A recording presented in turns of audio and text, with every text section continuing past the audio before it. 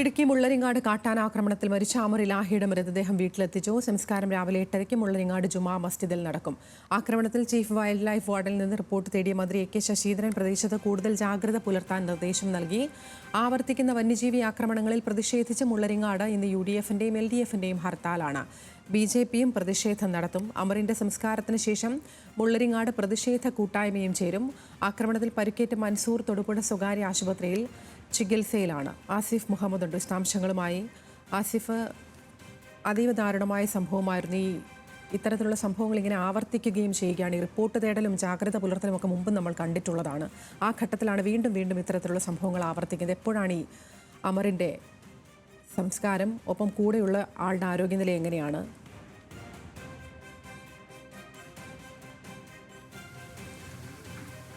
തീർച്ചയായും ഇന്ന് പുലർച്ചെ 3 മണിയോടുകൂടിയാണ് പോസ്റ്റ്മോർട്ടം നടപടികൾ പൂർത്തിയാക്കി അമറിൻ്റെ മൃതദേഹം വീട്ടിലേക്ക് എത്തിച്ചത്. ഇപ്പോൾ ഉള്ളത് അമറിൻ്റെ വീടിന് മുമ്പിലാണ്.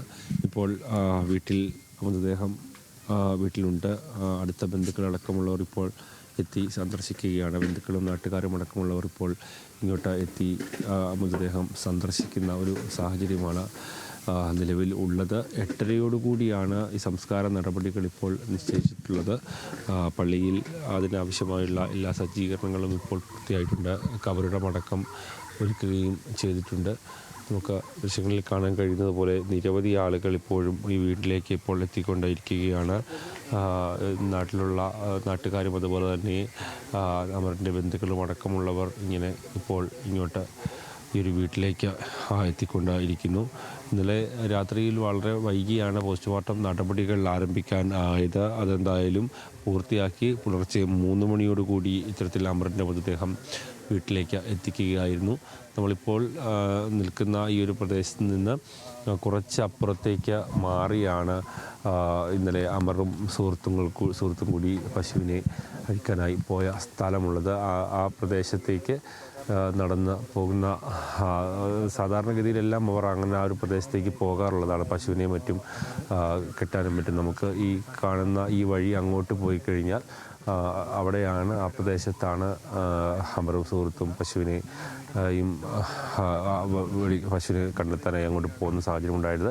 ആ സമയത്താണ് ഈ ഒരു ആനയുടെ ആക്രമണം ഉണ്ടാവുകയും ചെയ്തത്. ഇവിടെ ജനവാസ മേഖല ആണ് ഈ ഒരു പ്രദേശം.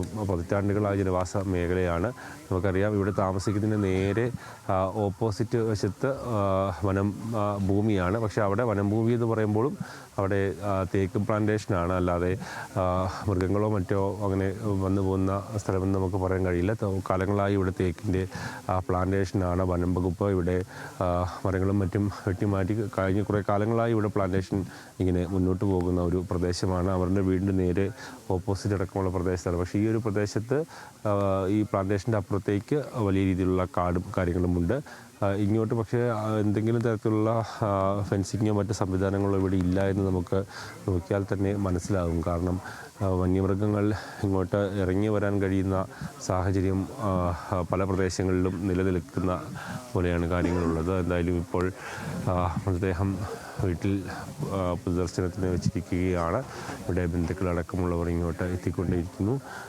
സുഹൃത്തുക്കളടക്കമുള്ളവർ എത്തുന്നുണ്ട്. 8:30 ഈ ഒരു മൃതദേഹം സംസ്കരിക്കാൻ ആവശ്യമായുള്ള നടപടികൾ ഉണ്ടാകുമെന്നുള്ള കാര്യമാണ് ബന്ധുക്കൾ അറിയിച്ചിട്ടുള്ളത്. നമുക്കറിയാം, ഇന്നലെ വളരെ വൈകിയും ആശുപത്രിക്ക് മുമ്പിലടക്കം, ജില്ലാ ആശുപത്രിക്ക് മുമ്പിലടക്കം വലിയ രീതിയിലുള്ള പ്രതിഷേധങ്ങൾ നാട്ടുകാരുടെയും ജനപ്രതിനിധികളുടെയും അടക്കം നേതൃത്വത്തിൽ നടന്നിരുന്നു. കാരണം ഈ ഒരു പ്രദേശം കേന്ദ്രീകരിച്ച് നടക്കുന്ന വന്യമൃഗ ശല്യം അതടക്കം ചൂണ്ടിക്കാണിച്ചുകൊണ്ട് ഇപ്പോൾ അമറിൻ്റെ മൃതദേഹം മറ്റ് മതപരമായ ചടങ്ങുകളും മറ്റും പൂർത്തിയാക്കാനും ഇപ്പോൾ വെളിയിലേക്ക് എടുത്തിരിക്കുകയാണ്. ഇനി മൃതദേഹം കുളിപ്പിക്കുന്നതടക്കമുള്ള നടപടികൾ ഉണ്ടാവേണ്ടതുണ്ട്. അത്തരമുള്ള നടപടികളിലേക്ക് കടക്കുകയാണ് എന്നാണ് നമ്മൾ മനസ്സിലാക്കുന്നത്. അതിന് ശേഷം എന്തായാലും സംസ്കാര ചടങ്ങുകളിലേക്ക് കടക്കുകയും ചെയ്യും. 22 വയസ്സ് മാത്രം പ്രായമുള്ള ഒരു യുവാവിൻ്റെ മൃതദേഹമാണ് നമുക്കിപ്പോൾ ദൃശ്യങ്ങളിൽ കാണാൻ കഴിയുന്നത്. ഇന്നലെ കാട്ടാന കലിയിൽ ഒരു ജീവിതം കൂടി നഷ്ടമാകുന്നതിൻ്റെ ഏറ്റവും അവസാനത്തെ കാഴ്ചകളാണ് ഇന്നലെ അമറിൻ്റെ കാര്യത്തിൽ ഉണ്ടായത്. ഈ ഒരു പ്രദേശത്തെ ആളുകൾ വളരെ കാലമായി ഇത്തരത്തിലുള്ള പശുവിനെയും മറ്റും മറ്റുമാണ് ഇവിടെ ഉപജീവന മാർഗം നടത്തിക്കൊണ്ട് വന്നിരുന്നത്. ആ സമയത്ത് ഇത്തരത്തിൽ കാട്ടാനയുടെ ആക്രമണമടക്കം വന്യമൃഗശല്യമടക്കമുള്ള രൂക്ഷമായി നിൽക്കുന്ന സാഹചര്യമുണ്ട്. ഇന്നലെ ഇതുമായി ബന്ധപ്പെട്ട വനംവകുപ്പ് ഉദ്യോഗസ്ഥർ പറയുന്നത് ഇനി ഇത് ആവർത്തിക്കാതിരിക്കാൻ ആവശ്യമായ നടപടികൾ ഉണ്ടാകുമെന്നവർ പറയുന്നുണ്ട്. പക്ഷേ ഇത്തരം സംഭവങ്ങൾ നിരന്തരം ആവർത്തിച്ചുകൊണ്ടേ ഇരിക്കുകയാണ് ഈ പല പ്രദേശങ്ങളിലുമായി എന്നാണ് നമുക്ക് ഓരോ വാർത്തകൾ വരുമ്പോഴും നമുക്ക് അത് മനസ്സിലാക്കാനും അത് റിപ്പോർട്ട് ചെയ്യാനും കഴിയുന്നത്. ഇപ്പോഴെന്തായാലും മൃതദേഹം പുറത്തേക്ക് എടുക്കുന്നുണ്ട്. ഒരുപക്ഷെ അത് ഇവിടെ ആളുകൾ പോകുന്ന ആളുകൾക്ക് കാണാൻ കൂടുതൽ സൗകര്യമെന്ന നിലയിലടക്കം ഇവിടെ കാര്യങ്ങൾ ഒരുക്കുകയാണ് എന്നാണ് നമ്മൾ മനസ്സിലാക്കുന്നത്. നിരവധി ആളുകൾ ഇങ്ങോട്ട് ഇപ്പോഴും എത്തിക്കൊണ്ട് ഇരിക്കുന്നു. എന്തായാലും 8:30 പള്ളിയിലേക്ക് മൃതദേഹം എടുക്കും എന്നുള്ള കാര്യമാണ് നമുക്ക് ഇപ്പോൾ ലഭിക്കുന്ന വിവരം. ഇന്നലെ വലിയ രീതിയിലുള്ള പ്രതിഷേധമടക്കം ഈ ഒരു പ്രദേശത്ത് നിലനിന്നിരുന്നു. അതിനെ തുടർന്നാണ് പിന്നീട് 10 ലക്ഷം രൂപ നഷ്ടപരിഹാരം നൽകുന്നതിലേക്കടക്കം കാര്യങ്ങൾ എത്തുകയും ചെയ്തത്. ദുരന്ത നിവാരണ നിധിയിൽ നിന്നുള്ള 4 ലക്ഷം രൂപ അത് കുടുംബത്തിന് കൈമാറുന്ന നടപടികളിലേക്ക് കടക്കും എന്ന് നേരത്തെ തന്നെ അറിയിച്ചിട്ടുണ്ട്. അതിൻ്റെ മറ്റ് നടപടികളെല്ലാം പൂർത്തിയായിട്ടുണ്ട്. ഇനി ആ പണം കൈമാറുന്ന ഘട്ടമുടൻ തന്നെ ഉണ്ടാകും. 6 ലക്ഷം രൂപയും എത്രയും പെട്ടെന്ന് നൽകുമെന്നുള്ള കാര്യം അറിയിച്ചിട്ടുണ്ട്. അങ്ങനെ 10 ലക്ഷം രൂപയാണ് നഷ്ടപരിഹാരമായി പ്രഖ്യാപിച്ചിട്ടുള്ളത്. ഇപ്പോൾ എന്തായാലും വീടിന് പുറത്തേക്ക് ആ മൃതദേഹം എത്തിച്ചിരിക്കുകയാണ്. വരുന്നവർക്ക് അടക്കം സന്ദർശിക്കാൻ കൂടുതൽ സൗകര്യം എന്ന രീതിയിൽ തന്നെ ഇവിടെ ക്രമീകരിക്കുകയാണ് എന്ന് നമ്മൾ മനസ്സിലാക്കുന്നു. ഇനിയും മറ്റ് ചില മതപരമായ പ്രാർത്ഥനകളും ചടങ്ങുകളും മറ്റും പൂർത്തിയാക്കിയതിന് ശേഷമായിരിക്കും മൃതദേഹം പള്ളിയിലേക്ക് എടുക്കുക. പള്ളിയിലും വളരെ കുറഞ്ഞ സമയമുള്ള പ്രാർത്ഥനകളായിരിക്കും പള്ളിയിലുണ്ടാവുക. അതിനുശേഷം ഈ ഒരു മൃതദേഹം സംസ്കരിക്കുന്നതിലേക്ക് കാര്യങ്ങൾ എത്തുകയും ചെയ്യും. എന്തായാലും വളരെ ഗുരുതരമായി പരിക്കേറ്റ അമറിനെ ആശുപത്രിയിൽ എത്തിച്ചുവെങ്കിലും ജീവൻ രക്ഷിക്കാനുണ്ടായിരുന്ന സാഹചര്യം ഉണ്ടായില്ല. ഈ ഒരു പ്രദേശത്ത് കാട്ടാന ഭീതി അകറ്റാൻ ആവശ്യമായുള്ള നടപടികൾ ഉണ്ടാകണമെന്ന് കഴിഞ്ഞ കുറേ കാലമായി നാട്ടുകാരുടെ മുഴുവൻ ആവശ്യമാണ്. പക്ഷേ അത് പൂർണ്ണമായ രീതിയിൽ പാലിക്കാനോ അത് നടപടികൾ പൂർത്തിയാക്കാനോ കഴിഞ്ഞിട്ടുണ്ടായിരുന്നില്ല എന്നുള്ളതാണ് ഏറ്റവും പ്രധാനപ്പെട്ടത്. ഈ പ്രദേശത്ത് ഇന്നലെ നമ്മൾ സംസാരിച്ചപ്പോൾ വാർഡ് മെമ്പർ അടക്കം പറയുന്നുണ്ട് 100 വർഷത്തോളമായി ജനവാസമുള്ള ഒരു സ്ഥലമാണ്. പക്ഷേ കഴിഞ്ഞ 3-4 വർഷമായി വലിയ രീതിയിൽ കാട്ടാനയുടെ ശല്യം ഈ പ്രദേശം കേന്ദ്രീകരിച്ചുണ്ട്. വനംവകുപ്പ് ഉദ്യോഗസ്ഥരും നാട്ടുകാരും ചേർന്നാണ് പലപ്പോഴും ഈ ആനകളെ കാട്ടിലേക്ക് തുരത്തി ഓടിക്കാറുള്ളത്. പക്ഷേ അതിൻ്റെ സാന്നിധ്യം ഇങ്ങനെ ജനവാസ മേഖലകൾ കേന്ദ്രീകരിച്ച് നിലനിൽക്കുകയാണ്.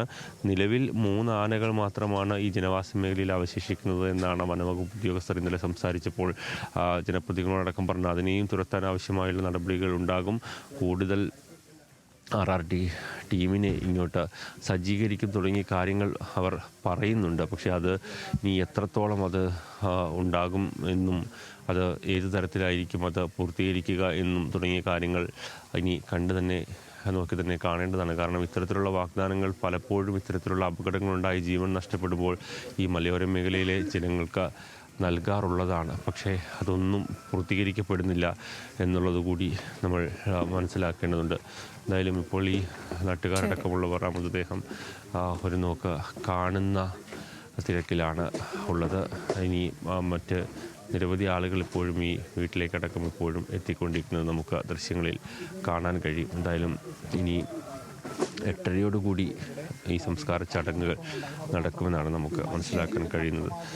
നമ്മൾ ഈ സംസ്കാര ചടങ്ങുകളൊക്കെ എത്ര മണിയോടുകൂടിയാണ് നിശ്ചയിച്ചിട്ടുള്ളത്? നിലവിൽ 8:30 ആകുമ്പോഴത്തേക്കും പള്ളിയിലേക്ക് 8 മണിക്കുണ്ടാവും. 8:30 ആകുമ്പോഴത്തേക്കും ഈ കവറെല്ലാം ഒരുക്കിയിട്ടുണ്ടല്ലേ? ഒരുക്കിയിട്ടുണ്ട്. തീർച്ചയായിട്ടും. അപ്പോൾ ആ ഒരു കാഴ്ച കണ്ടു നിൽക്കാൻ കഴിയാതെ പലരും ഇവിടെ പൊട്ടിക്കരയുന്നുണ്ട്. സുഹൃത്തുക്കൾ അടക്കമുള്ളവർ, ബന്ധുക്കൾ അടക്കമുള്ളവർ വലിയ രീതിയിൽ പൊട്ടിക്കരയുന്നുണ്ട്. അവർക്കത് സഹിക്കാൻ കഴിയുന്ന ഒരു കാര്യമല്ല. കാരണം വളരെ ചെറുപ്പക്കാരനായ നാട്ടിൽ ആക്റ്റീവായിട്ടുള്ള ഒരു യുവാവിനെയാണ് ഇന്നലെ നഷ്ടപ്പെട്ടത്. അദ്ദേഹത്തിൻ്റെ സുഹൃത്തുക്കളടക്കമുള്ളവർ, അടുത്ത ബന്ധുക്കളടക്കമുള്ളവർ ആ ഒരു കാഴ്ച കാണാൻ കഴിയാതെ പൊട്ടിക്കരയുകയാണ്. കാരണം ഇവിടെ ഇന്നലെയാണ് ഈ മുള്ളരിങ്ങാട് കാട്ടാന ആക്രമണത്തിൽ 22 വയസ്സ് മാത്രം പ്രായമുള്ള ഈ അമർ ഇലാഹി എന്ന പെരുളി പയ്യൻ മരിക്കുന്നത്. ഇന്ന് പുലർച്ചെയാണ് പോസ്റ്റ്മോർട്ടം അടക്കമുള്ള നടപടികൾ പൂർത്തിയാക്കി മൃതദേഹം ബന്ധുക്കൾക്ക് വിട്ടു നൽകിയതെന്ന്. ഏകദേശം 8:30 സംസ്കാരം നടക്കും എന്നുള്ളതാണ് മനസ്സിലാകുന്നത്. വിശദാംശങ്ങൾ നൽകുകയായിരുന്നു ആസിഫ് മുഹമ്മദ്.